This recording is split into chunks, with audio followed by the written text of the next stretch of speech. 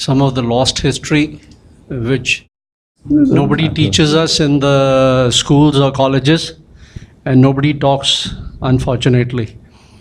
Now, if I just see your last slide, which says that resolving the Hindu-Muslim conflict and developing a collective pride, do you really think that this will actually happen? Because on one side, the Hindus don't talk about it, or even they do not teach their own kids at home. On the other side, the government is in that garb of so-called secularism, which is actually a pseudo-secularism, where we do not have it in any formal way. We do not teach our children and generations to come. And then we have our Muslim brethren who, like you gave the example of Jami Masjid in Sidhpur, where they wanted for their own interest and finally ended up closing the whole exercise because they realized where what it is leading to. So what is the point that you would like to make? The point is that will this actually happen? What you are saying, that to develop a collective pride, will this ever happen in our country? It has to happen one way or the other, sooner or later, because otherwise what is the option? There is nowhere to go. So the point is, in such... Just give me a minute more. Once you make it a national issue, the question is, are you on the side of the nation or you are not on the side of the nation? That is the best way to expose people. If you make it a religious issue, naturally I will bat for my religion and you will bat for yours. That was exactly the point that I was trying to make. Maybe I did not clarify it sufficiently. But everything becomes a religious issue, unfortunately. So we cut out that. Now you see Iqbal, that poet, Maulana Iqbal as he is called, he had said that Ram is Imam-e-Hind. He's written that before 1930, before he had been to Europe and all that. Now, even if he is good, a man like him says Imam-e-Hind, it shows their awareness of what the importance of Ram is in the Indian context, particularly the North Indian context. Now, the question is that the Shias have given up Ayodhya. They have said that you build as you like, we have no claims. अगर हमें ज़रूरत होगी तो हम लखनऊ में जाके बनाएंगे अपना मस्जिद. They don't require anything. But the Sunnis are holding on. The least they could have done is to have the grace to say कि अब बहुत हो गया, आप please जैसे आपको पसंद हो वैसा मंदिर बना लीजिए. In fact, no doubt, sir, that is... So ultimately they will get, it's a question of how much pressure we put. So you are going by... The problem is our own people don't know the history where they will put the pressure. You in your initial discourse, you said that the young generation has to take up. The young generation does not know ABC of the history, unfortunately. It will happen in due course. Various historical processes take up. For example, who would have thought that the Soviet Union could collapse, implode? That implosion is also going to happen to some of our communities. Because once your women revolt, you are no longer a community, and that is beginning. Once the modern technological communication starts, you see the whole thing has been based on ignorance. आप जितना कम पढ़ें उतना अच्छा है. आप सिर्फ इबादत के लिए जो पढ़ाई हो उतनी दी गई आपको, बाकी सब कुछ नहीं. जाके फ्राइडे को जो आपके मर्द जाके जो सुनते हैं इमाम के खुतबे मस्जिद में जाके, उतना ही, that is your information. So who you are informed by your husband or your brother or your son. That's all. You don't read anything, there is no newspaper because you are not literate. Now, when that changes and mobile phone comes and you can phone anywhere in the world, the internet comes for the more educated. The television is for everybody, if you can see it. And when this awareness comes, the problems will begin. Why do you think this government has been elected with such a majority? Is somewhat, some contribution is by the Shias, I would say significant, and some by the ladies, Sunnis or Shias, whatever they be. Because as Shabana Azmi once said on the TV, in this We the People program of NDTV, that the way forward for the Muslim woman is a uniform civil code. Later on, in another program, I have heard her husband, Javed Akhtar, saying the same thing. And that is true, because the clergy may not allow this, any changes. As you can see, they have not reformed anything. But if a common code comes, uniform civil code sounds frightening because it means imposition of the Hindu rules or whatever on other communities. But if it's a common civil code by joint discussion, automatically there will be release of this. Because even neighboring countries like Pakistan and Bangladesh, you can't take a second wife automatically. You have to satisfy the district collector that there is no option in our circumstances, and you have to prove those circumstances, but for the man to take a second wife. Otherwise you can't, at least in law. फिर कहीं रिश्वत दे के कुछ करा लिया वो अलग बात है. So in places like Pakistan or even Saudi Arabia, they remove a masjid. They just mow down a masjid. There you are. Because they have to create a road or a airport or something. तो But वो in India, you cannot even in the center of the road, if there is a small little so-called mazar, you can't even remove that. You are in a slightly pessimistic mood. You find that this will start happening in our country. You can see what actually a revolution has taken place in the last 5 years, where for the first time, I'm talking now of Ahmedabad of 2003, where people said that, oh, my first name is Praful. Praful bhai, I feel I'm walking in my own country, in Gujarati he would say, for the first time. That has happened to Delhi also. That is happening everywhere. It's a question of time. Now, who had expected that the same government will get re-elected with so much majority? I think this is a historical process.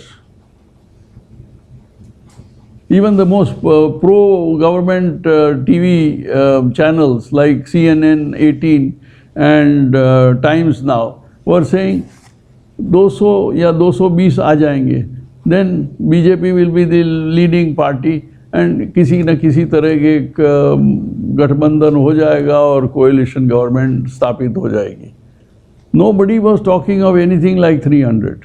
And actually, if you analyze, just you want to ask a question. Yes, my question is that you talked about this Nehruvian legacy because Nehru was the Prime Minister, but nobody talks about this Gandhian legacy because now Vajpayee was following Nehruvian legacy, but Modi is following Gandhian legacy because he was the originator of the appeasement.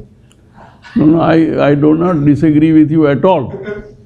In fact, unfortunately, which is very sad, that in 1948, he told Shyama Prasad Mukherjee and Rajkumari Amrit Kaur, who had gone together to appeal for exchange of population because there was too many people coming away from East Pakistan by that time. And that is when he told a lie. He said that it was a territorial division of the country, which I talked about just now. It was not it is not a religious thing, and the only criterion was religion. Everybody knows that.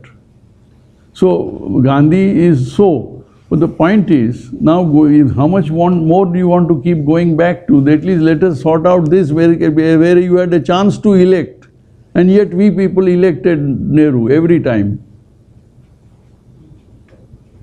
Am I right? Yes. Gandhi we never elected. He was forced on us until he was shot. which was unfortunate that the shooting really put the whole movement back by 40 years. And unfortunately, our Hindu leaders did not just condole the death and said, very sorry, it's very wrong, but leave it at that instead of going out of their way to condemn the assassinator. Had they gone to Patel and said that you please become Prime Minister because your own party elected you 15/1. 15 Pradesh Congress committees had voted for Patel and only one for J.B. Kriplani. Nobody voted for Nehru.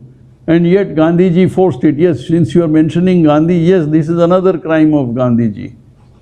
He actually unconstitutionally forced Nehru on the Congress so that he becomes eventually the vice president of the interim government, which came in 46 with Mountbatten as the president, and then in 47 Independence Day,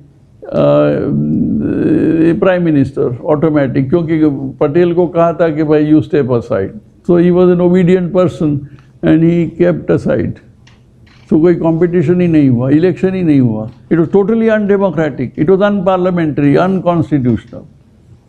But the point is that the leadership were very clever in keeping all this information away from the people. And secondly, the people were also not so interested. Do you know that my father, who was a Boston graduate, in other words, an educated person and knew what the world was like, even he was saying, he says, some people, are thinking as to whether Gandhiji should be called the 10th avatar, Hindu avatar, Vaishnava. Yes, in those days that was the gossip. I mean, this was not serious. But people were thinking like that. My question is actually a follow-up question on Hindu masjid. What is the technical legal status of these Hindu masjids right now?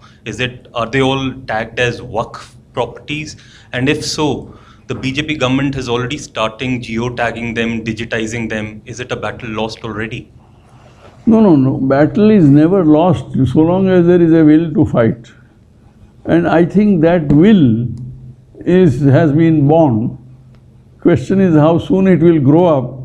I am unable to predict. I can assure you it will be after my lifetime, unfortunately. So it is changing. There is a revolution taking place, and I wrote an article in 2005 in the Pioneer, World War IV. That was on the basis of Samuel Huntington saying there will be civilizational wars. So I talked about that civilizational war. At that time it was a laughing matter. But today it is not so funny because I think all continents except South America has been touched by this. So India is not the only one. So the time is coming. Don't lose hope. You're all young, most of you. So thinking in older times, see maybe in about 60s, was that if we keep on hiding all these things which can create conflict, will bring peace and amity between Hindus and Muslims. Of course, now we know that it was a mistaken concept, but it was a prevalent feeling. That is why Nehru was elected and all this hiding of things and misreading of history was done, or miswriting of history was done. Can it be reversed? No, it will be reversed automatically because you see there was a problem there. Why the Nehruvianism? First of all, he was the favorite son of Gandhi, Nehru, in a way. Secondly, I have already described that. Secondly, Nehru had no base because he was not elected. He was forced on the Congress by... So in the Congress itself he did not have a base. Therefore, he was looking for a base and there fell into his lap the traumatized, because they realized after the event what a shocking thing has happened. That is, we are left behind here and our richer people and more the leaders have flown away to Pakistan. उस वक़्त तो यही लग रहा था. तो हमारा क्या होगा? We have nobody. and Nehru was the leader, and this became the base. And then that is where the whole appeasement thing comes. However, whether sincere or not, I think he was sincere, but the appeasement is entirely, this is the root of appeasement. That he wanted a base and these people wanted a father figure, a leader. And इनकी जुगलबंदी हो गई. And that has continued, and nobody now knows the origin. And when it is outdated, they are still beating the same drum. It's a matter of time. When we talk of making this as a national issue for restoration of our heritage temples, Yeah. of course that may be a wonderful idea, but we may have to be prepared to listen to other side's argument that okay, if you are making your temples restored, then give us also a chance. Our masjids, wherever you are removing, should be allowed to be built elsewhere, or like in Ayodhya or this thing. So we have to be prepared for such a situation, not as a way of appeasement, but as a way of giving them some chance. They may ask for a chance. Whether that is fair or not, it is a different No, that thing. is a matter of negotiation. Secondly, that most of these older what are called monuments, they are supposed to be under the roof of, in charge of the archaeological survey. So there you are not supposed to pray. They do get inside, like this Firozshah Kotla thing. In heavy numbers they go, but they are not supposed to. Anything taken over by the archaeological survey is out of bounds for prayers. So there you can't ask for a compensation कि भाई मुझे alternative दीजिए. जो actually are being used just now, like the Ahmedabad Jami Masjid I was quoting. वहाँ they may ask for something. तो ठीक है, जाइए आप यहाँ से 10 मील दूर हम ज़मीन दे देंगे आपको, and maybe we will expect you to pay for it.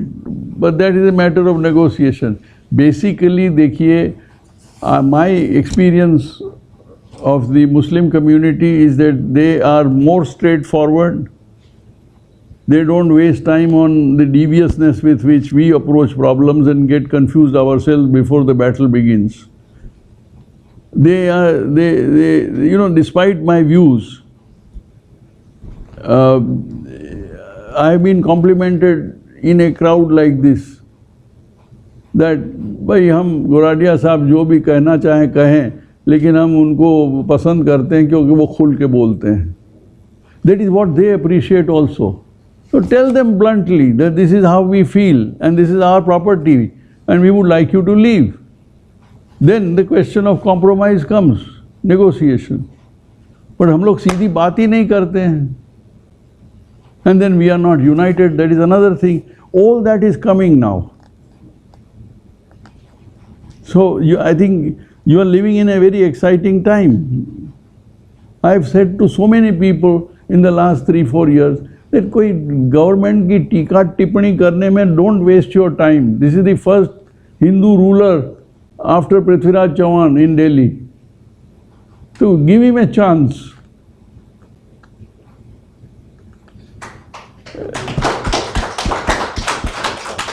Isn't it? You wanted to ask a question.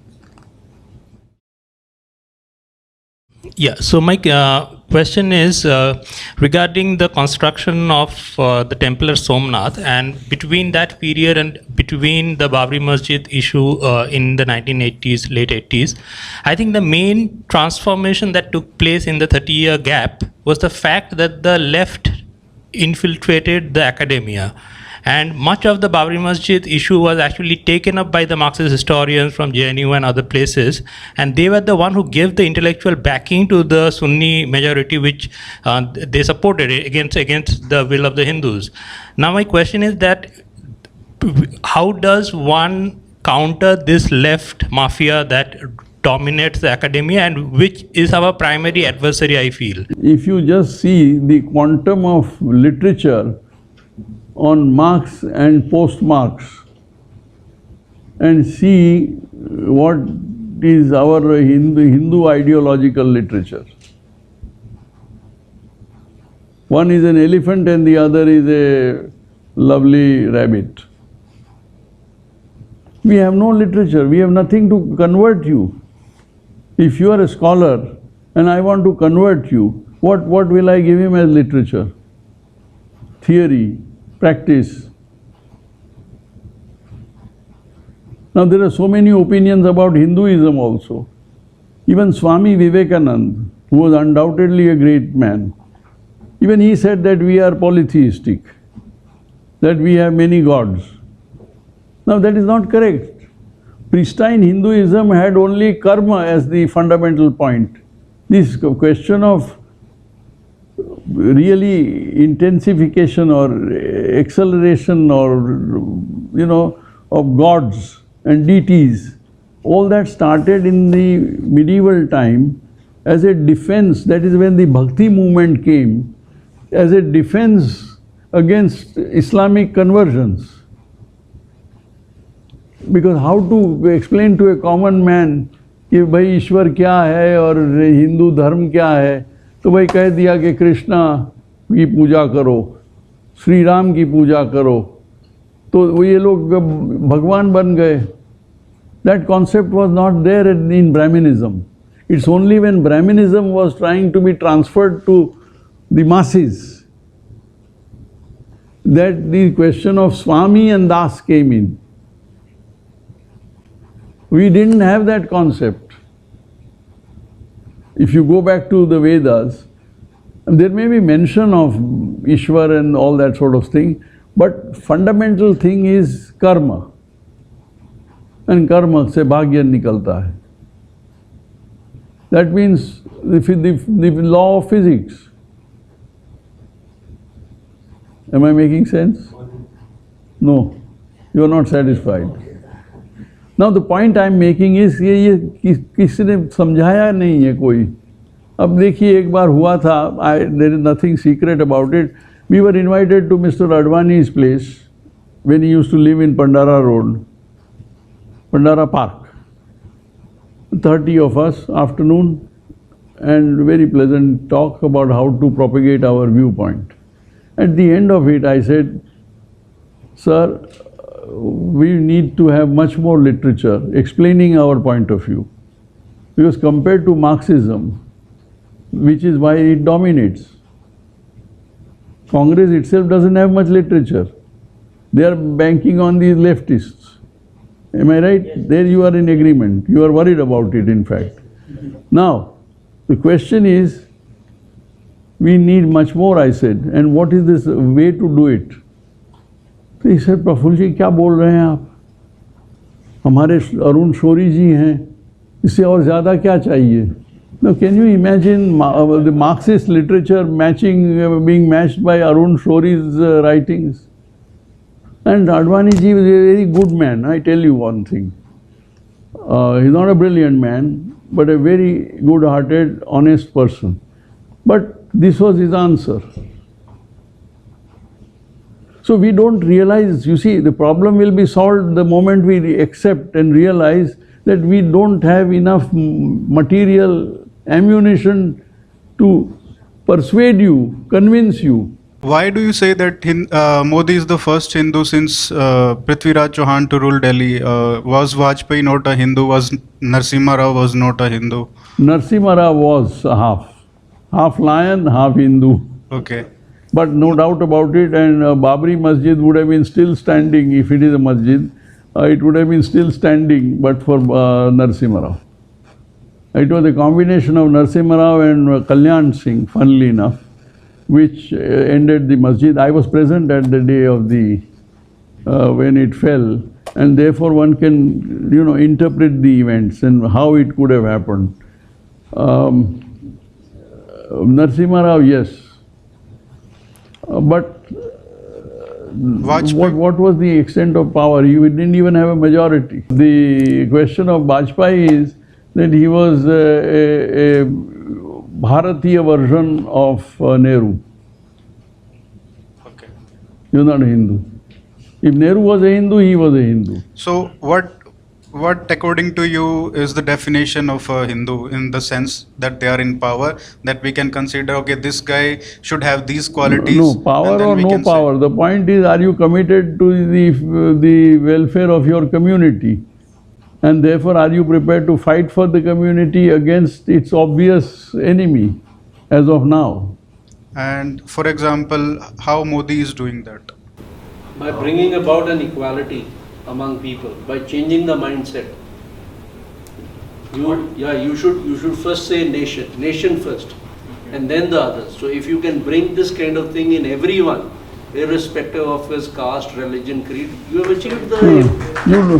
You see, it is a basic of psychological conversion, which is what we are talking about. This gentleman asked about literature or about Marxism. Why is it that everybody is a Marxist? Because that is the only political literature in good quantity that was available.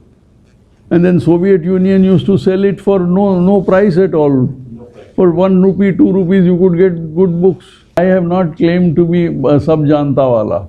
This is my opinion. It may be wrong, and you are free to disagree with me. Yes, anybody? मेरे दो प्रश्न हैं sir. जैसे Europe, पूर्वी Europe या अन्य देशों में जहाँ की पूर्व की संस्कृतियों को ख़त्म किया गया, या उनके जो भी प्रार्थना स्थल हैं उनके ऊपर इस तरह की मस्जिदें बनाएंगी, उन्होंने आज़ादी के बाद क्या क्या किया? और दूसरा प्रश्न ये है, अब हमें इतनी जानकारी मिलने के बाद अब क्या करना चाहिए? You're talking only about masjids. नहीं, जहाँ कहीं भी पूर्व की संस्कृति जो भी थी उनके ऊपर जो भी आरोपित किया गया, हमारी समस्या मस्जिद आप ही है। बहुत कठिन हिंदी बोल रहे हैं मेरे लिए। ओके, मैं ये पूछना चाहता हूँ कि जहाँ भी ओल्ड सिविलाइजेशन थे उनको डिस्ट्रॉय करके उनके ऊपर जो मस्जिदें बिल्ड की गई यूरोप में, ईस्टर्न यूरोप में स्पेशली, हाँ, उन लोगों ने आफ्टर सेकेंड वर्ल्ड वॉर कौन सी ऐसी पॉलिसियाँ बनाई, या फिर उन्होंने अपने इस प्रॉब्लम का सॉल्यूशन किस प्रकार निकाला? You see, say take Serbia. A man was sentenced to death by the International Court of Justice for having done ethnic cleansing. There is one outstanding example. Then I have given you the firm example of Poland, which was of course not a Islamic versus Christianity, but there is no doubt that there is the Europe did try, because that way if you see in the 8th century and 9th century, half of France had gone Islamic, whole of Spain had gone, whole of Portugal had gone. And it was a man called Martel who fought it out in France in a battle called the Battle of Poitiers, which is roughly in south-central France. And then gradually they cleared even the whole of Spain. I think you are aware of that. So, I mean, Europe has fought, not necessarily thoroughly, plus their liberal ideas again have confused them. And you had Mrs. Merkel to support your argument or your fear that she said welcome to the Syrian refugees. And that was a blunder. Now she is paying 3,000 marks, if you please go back. So I think there has been much more readiness to fight from the days of crusades, you can see. But then they have also got mixed up with liberalism and all that. But Eastern Europe में liberalism का कोई खास virus था नहीं. वो जो है वो Germany and Britain and France में है. Ours is not even intellectual, just नहीं. You see, ours is very frankly, कुछ किसी को सुनने में मज़ा नहीं आएगा. But ours is fear. So this question is basically regarding your book, because you have to publish this book yourself because you didn't find any publisher. There were no takers basically. So just want to understand, wanted to ask you, what was your experience when you went to all these publishers? Why did they say no? What do you think is the reason? They said, भाई हमारा business upset हो जाएगा. This Just this because it's like on the company. Jayco, my cousin knew the proprietor Right. in Bombay. He said very frankly in Gujarati, शुद्ध गुजराती, कि भाई देखिए हम अगर हमारा अभी बंदोबस्त ये है कि किताब पब्लिश हुई तो रेगुलर कोटा है, कोई 10 मांगता है, कोई 5 आता है, तो हमें ऑटोमेटिकली 10, 5, 2, 20 भेज देते हैं एंड इन ड्यू कोर्स रुपया आ जाता है, शांति है, और कोई रिटर्न भी करते होंगे ये मुझे मालूम नहीं है. लेकिन अगर आपकी किताब हमने पब्लिश की और कहीं किसी की दुकान जली या किसी का ऑफिस जला तो फिर हमारा जो ऑटोमेटिक डिस्ट्रीब्यूशन सेटअप है वही डिस्टर्ब हो जाएगा. This is one clear cut Jaico known publisher की फ्रैंक रिएक्शन.